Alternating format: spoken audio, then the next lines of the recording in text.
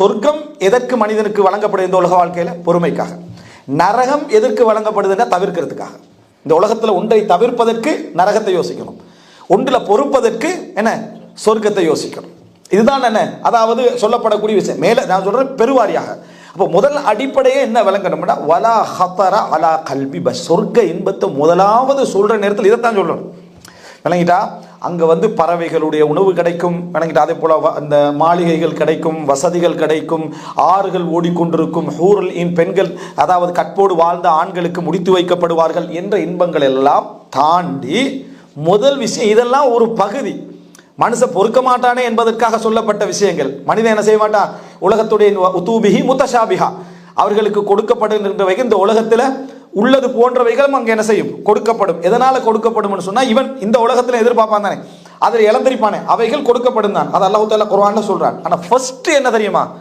மனித கற்பனைகளுக்கு மேல். அதாவது நீங்க நினைக்கலாம் எது மனித கற்பனைக்கு மேலாய்க்கும் ஒன்றை கற்பனை பண்ணினாலும் அதுவும் வராது. நீங்க எது மனித கற்பனைக்கு மேலா இருக்கும் ஒரு கற்பனை பண்ணி இப்ப ஒரு பெரிய ஒரு வசதியை நினைக்கிறீங்க, ஒரு வீடு, இந்த வீட்டு கற்பனைக்கு மேலா ஒரு கற்பனை பண்ணி டிஃபரெண்டாலாம் கற்பனை பண்ணி பாருங்க. அதுக்கும் மேலே என்றால் உங்களோட சிந்தனையில என்ன செய்யாது? வராது. சிம்பிளா ஒரு 100 வருஷத்துக்கு முந்தி உள்ளவன் அவன் வந்து வசதியில உச்சகட்டமா அல்லாட்ட என்ன கேட்டிருப்பான்னு எனக்கு ஒரு குதிரை வேணும் கேட்டிருப்பான். 100 வருஷம் ஒரு 500 வருஷத்துக்கு முன்கால போகும் சரியா?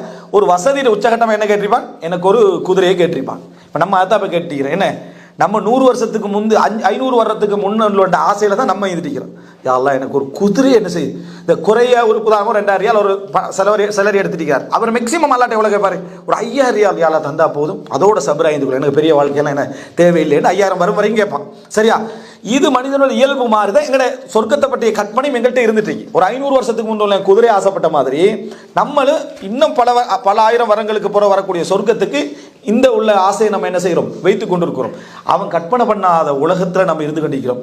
அதாவது சொல்ல போனா அன்றைக்கு உள்ளவர்கள் யாராவது இன்றைய ஜெனரேஷன்ல எழும்பி இருந்தாங்கன்னு வைங்களேன், இங்க உள்ளவர்களுடைய சாட்சி ஏற்றுக்கொள்ளப்படுவா எல்லாம் பைத்தியம்னு சொல்லிடுவான். ஏன்?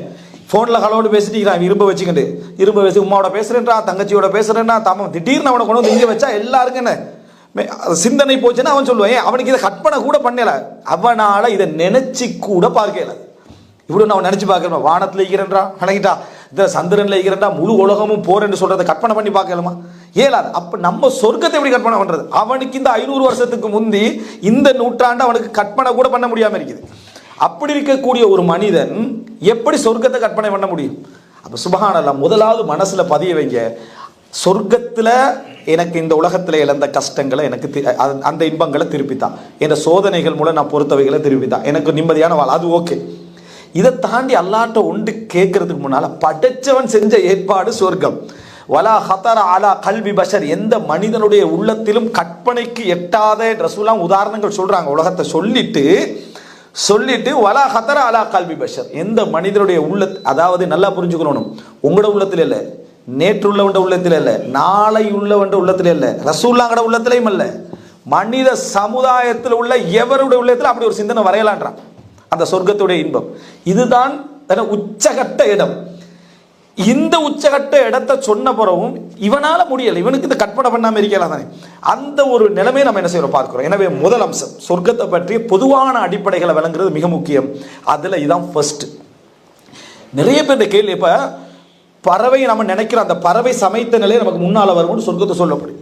இவனுடைய யோசனை அதை சுத்தி தான் இருக்கு. இந்த பறவை வருமா, அந்த பறவை வருமா, சரியா, அதை வந்து என்ன மாதிரி இருக்கும், இது இந்த யோசனை. அடே சுப்ஹானல்லாஹ், உனக்கு அந்த பறவையை நீ நினைத்த ஸ்டைலில் உனக்கு முன்னால வந்து நிற்கக்கூடிய அளவுக்கு இன்பம் சொல்லப்படுற ஒரு சொர்க்கத்தில் உன்ட சிந்தனை எப்படி தெரியுமா? உன்னுடைய லெவலை தாண்டலை, உன்னுடைய லெவலை என்ன செய்யலை, தாண்டவில்லை. எனவே ஒரு ஈமானிய பாவையில நீங்க பார்க்கணுமாக இருந்தால் முதல் விஷயம், இந்த கேள்விகள் வருவதே தவறல்ல, ஆனா வழிகாட்டல் நம்ம தெரிஞ்சுக்கணும். வலா ஹதர அலா கல்பி பஷர், இது முதலாவது விஷயம். ரெண்டாவது, அதாவது இந்த அடிப்படை மிக முக்கியம். ஏன்னா சொர்க்கம் என்றது சொல்லப்பட்டது மட்டுமல்ல, சொல்லப்படாததான் கோடி.